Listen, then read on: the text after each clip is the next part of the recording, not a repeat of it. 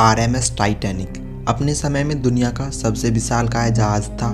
इसके बारे में कहा गया था कि यह कभी डूब नहीं सकता, लेकिन इसके साथ हुआ हादसा शांति काल में दुनिया की सबसे भयानक समुद्री आपदाओं में से एक बन गया।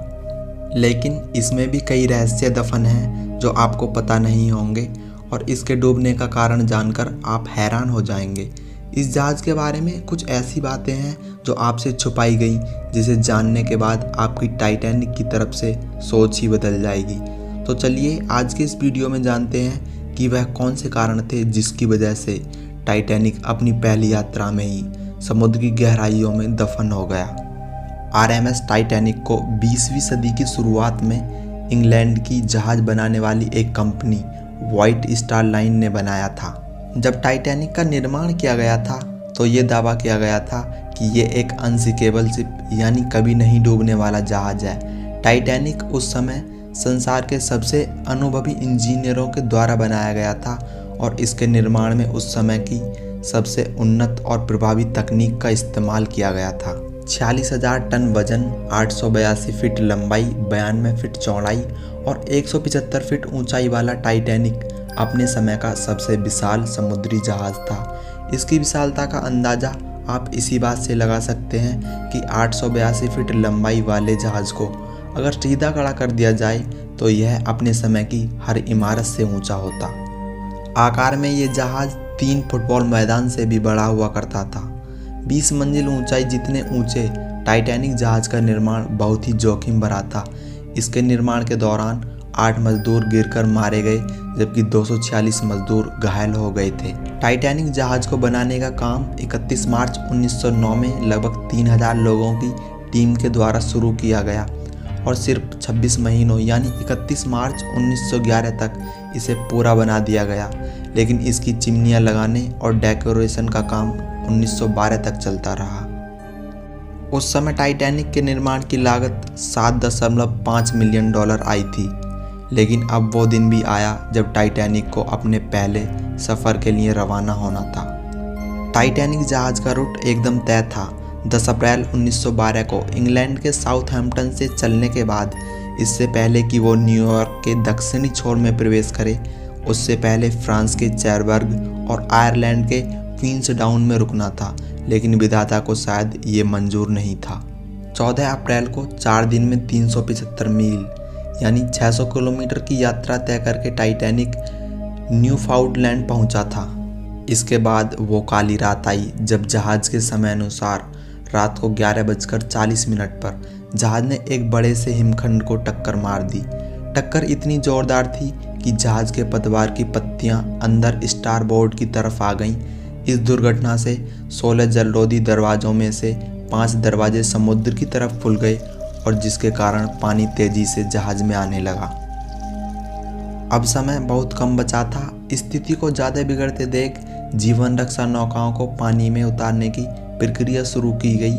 इस प्रकार की नौकाओं में उस समय चढ़ने का भी एक प्रोटोकॉल होता था, जिसके अनुसार इस प्रकार की नौकाओं पर चढ़ने के लिए बच्चों और महिलाओं की प्राथमिकता दी जाती थी, और उस प्रोटोकॉल के चलते बहुत से पुरुषों को चढ़ने ही नहीं दिया गया।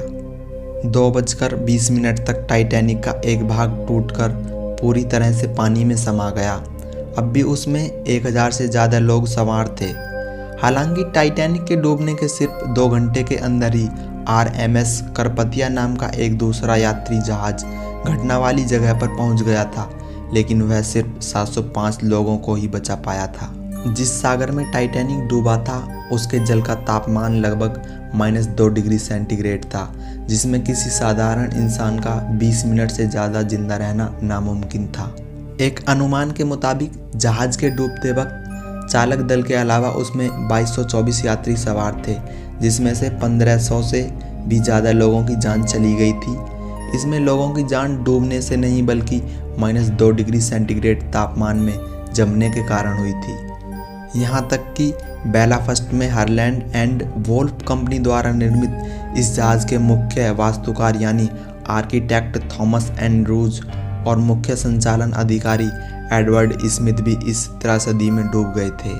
इस महासागरीय यात्री पोत में दुनिया के कुछ बहुत अमीर लोगों के साथ साथ ब्रिटेन, आयरलैंड और स्कैंडिनेविया तथा संपूर्ण यूरोप के ऐसे हजारों लोग सवार थे जो अमेरिका में एक नई जिंदगी की तलाश में जा रहे थे।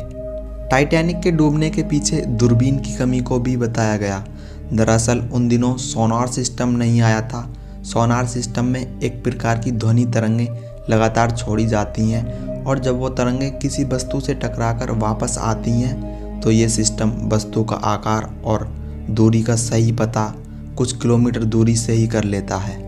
उस समय किसी मनुष्य के द्वारा ही दूरबीन की सहायता से सामने पड़ने वाले रुकावटों पर नज़र रखी जाती थी।